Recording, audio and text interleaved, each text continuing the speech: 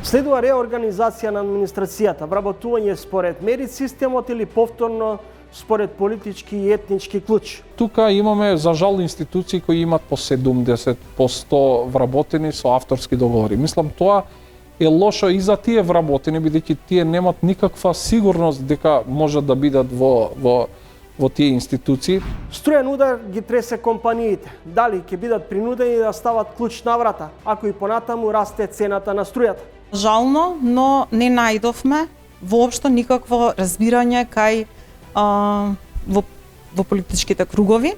Имавме многу иницијативи. Се покажа македонската економија многу пати резистентна на големи промени, меѓутоа навистина би рекла дека она што се случува во Украина, мислам дека не дава надеж дека набрзо ситуацијата ќе се подобри. Значи прилагодливоста, флексибилноста на новонастанатите услови, мислам дека е клучно. Оваа година се случивте со бројни предизвици во вашето менаџирање со градот, меѓутоа храбро и одважно прозборевте за една состојба со која што се соочувате подолги години, тоа е дислексијата. Зборував за оваа состојба, која до моите 35 години не сум ја знал дека ја имам, фактички. Јас ми мислев дека не знам да читам. Трилинг вечерва 20 часот и 45 минути.